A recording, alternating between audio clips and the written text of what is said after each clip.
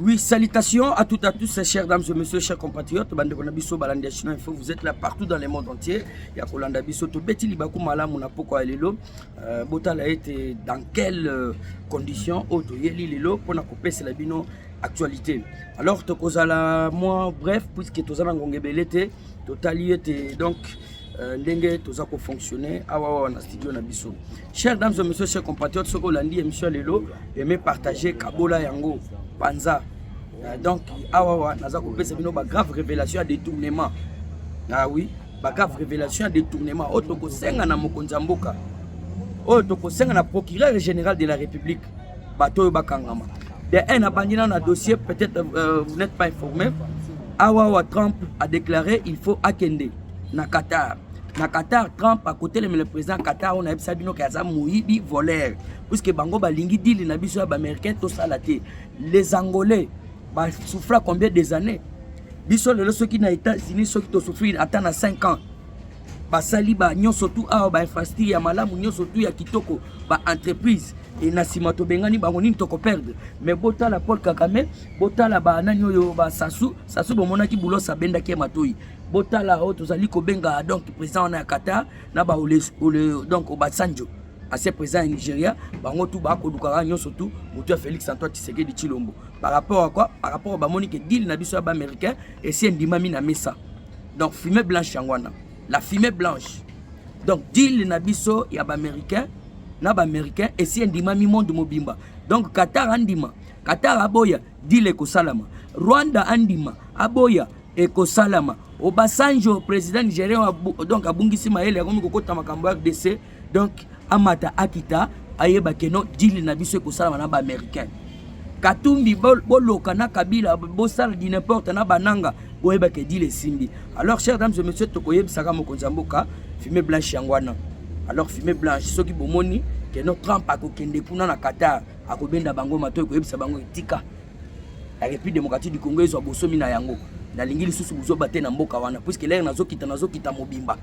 Ya yango pe bolandi awa ici alinga solona Ukraine sans médiation. Ce sont les informations que vous avez à voir, mais peut-être batobele baza ko comprendre te.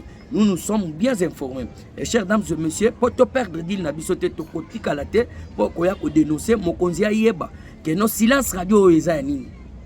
Pour na tout le voleur tout autour de vous papa. Awa ekoza la scandale. Na bisi bino fumée blanche, on est en États-Unis. Mais ba révélation et détournement bol landati na sukeza courte émission. Kabola panza yango. Pour mutunyo soto aza impliqué na makambo. Oza la pasteur, oza l'artiste, oza la qui que ce soit mbongo bayibi eza mbongo yanga na yo. Tolanda, bomoni makamyo soto Gilles Linguette. Mais Gilles Linguette doit être arrêté. Dans un pays qui se respecte, Gilles Linguette doit être arrêté. Avec toute sa bande qui ont volé l'argent des paisibles citoyens. Boké kuna ba pesi bino 30 millions au bokaboli pona bato bakendaki nini? Bakendaki ko sala médiation. Mais l'état congolais futi bino a pesi bino ba logement. Mais bon, 30 millions de dollars bokaboli. À part nan ya ba jeton. Allez mon côté balena Guilain Yembo, ancien directeur de cabinet chef de l'État là Toyeb Sabino Baza, donc le président de la République est mal entouré, c'est du pourriture tout autour de lui. Vous comprenez que moi combien oui. Permettez-moi non lo babongo puisque beaucoup à comprendre les lots. Je n'ai pas beaucoup de temps, hein? Je n'ai pas beaucoup de temps. Donc veut dire otozali ko benga Guilain Yembo, ba wameso, ba loabeya, banani, bango nyonso tout il faut bazala osare. Et ça a été que tout le monde va détourner, mais bazar libre et il circule librement dans un pays. Dans un pays responsable. Dans un attaque belette, chers dames et messieurs, et nous demandons au procureur général de la République de convoquer à l'immédiat ces personnes-là. Il faut bazala osare pour toyeba. Ah oui, il faut toyeba. Et puis ba compte na bango ezala ya libanda ezala ya awa ezala bloqué pour baza ba mongo ebele bongo ya paisible citoyen au moment où tozo zanga tamaye ba tunsu bala lanzala il n'y a pas de route praticable et nous on va rester silence. La vérité n'a pas d'amis. Tozo kende. Chers dames et messieurs, chers compatriotes, en tout cas Kabola cette fois-ci, il faut te sauver Mboka. Il faut te sauver peuple congolais. Et vous devez comprendre que nos ba compte na bango nyon surtout ezala ya libanda ya awa service ya ane bolande la katia. Si bazana ba compte libanda banini, il faut que bisoto ya koyebisa bino. Il faut que bino boyebi te bazana ba compte libanda service d'intelligence ya Congo. Ané, il faut que ça la bino ba formation pour bebre bateau bazana ba mi. Vous tous vous trahir Mboka. En bref, tout donc tout le monde cité na ba mafia wana. Oye agile alingete na bato mususu wana oboyebi puisque tozana temps ko perdre te.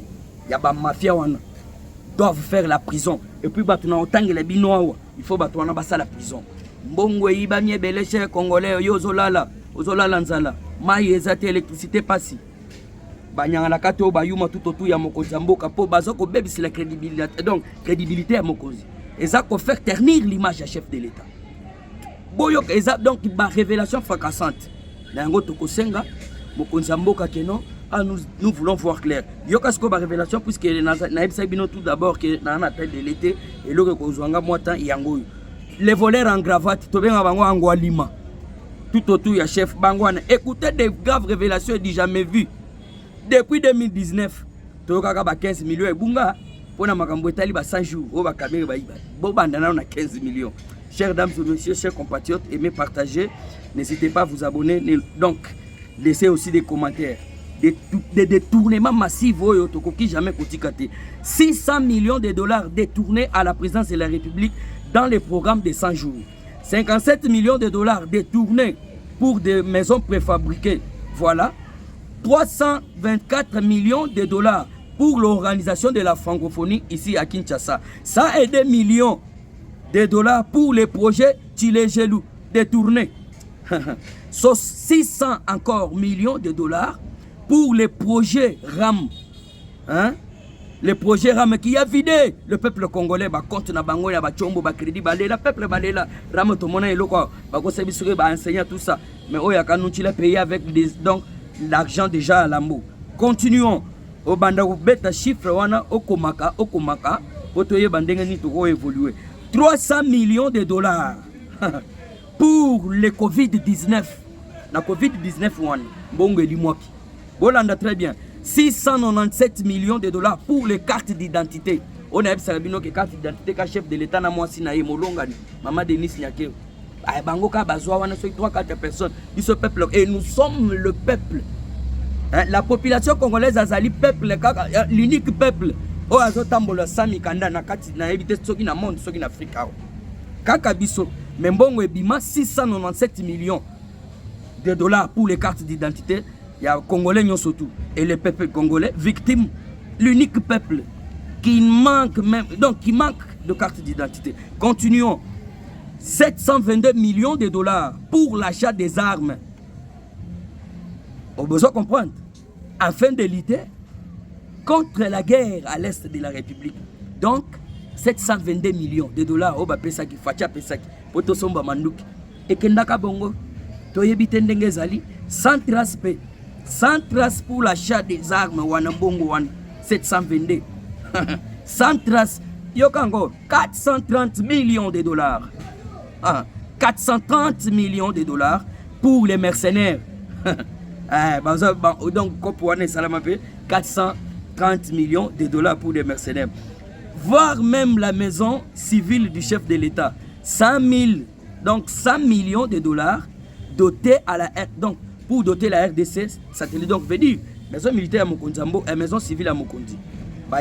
Bazwaka pembongo 100 millions de dollars pour doter la République démocratique du Congo satellite. Totikali ko mona satellite te. Ti lelo satellite to mona yango te, totikala na biso raboye. Bon comprendre makambo. À la présidence de la République, donc 100 millions de dollars wana à la présidence de la République. De bayiba biso tozalaka na satellite te atamo comme. Donc vous comprenez que bref, il y a des projets inexistants et des projets existants mais abandonnés. Ba projet oyo ba pesi ba projet mais salama na ngote mbongo kaka abalie ba kaboli. Mususu pe ebanda mais abandonné. Comprenez, chers dames et messieurs, chers compatriotes là où tozo kende na émission na biso. Mais comment trouvez-vous possible dans un pays responsable? Donc plus de 6 milliards, ce que on a tangi wana et 6 milliards de dollars détournés dans un pays. Et il n'y a pas de routes praticables, il n'y a pas d'eau potable, d'électricité, donc makamunion surtout, fa quoi?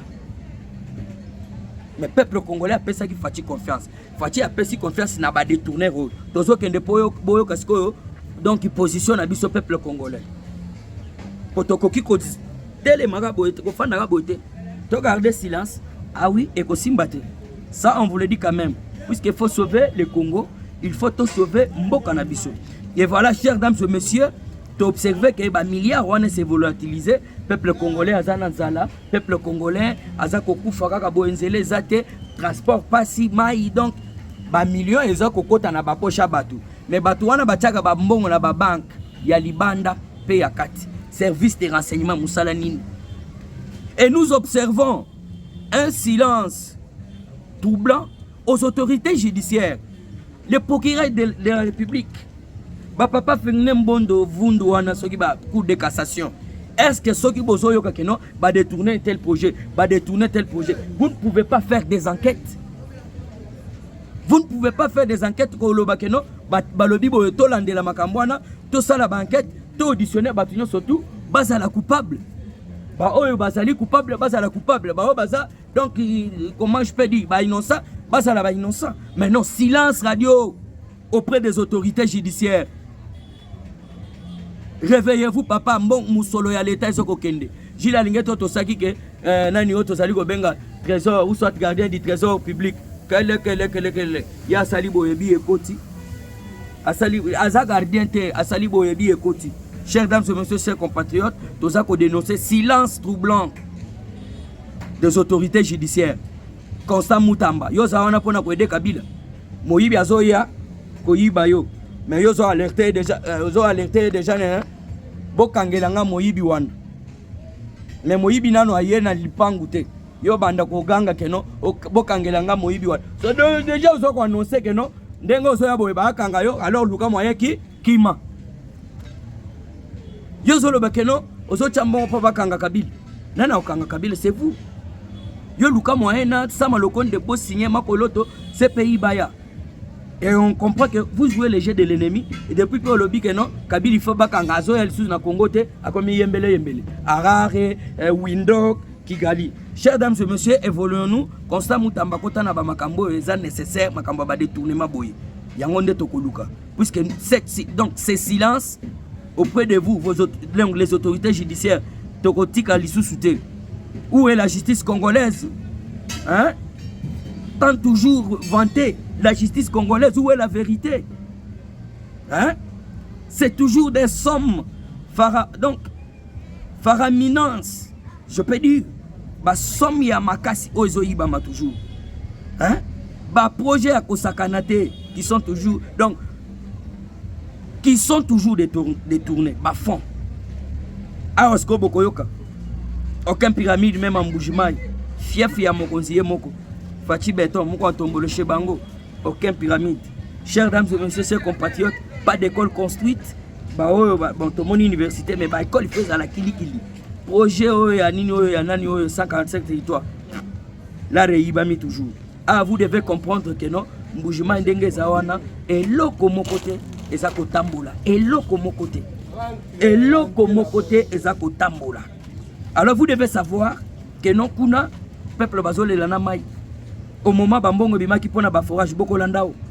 Hein? Où est 115 millions de dollars pour la arène nationale? Ba forage même, n'en parlons même pas des routes, les hôpitaux promis. Tout le monde est en gros, et toutes les promesses, ba promesses surtout électorales, elles ont risqué comme invisible mon konzi. Ça, j'essaie quand même de vous le dire.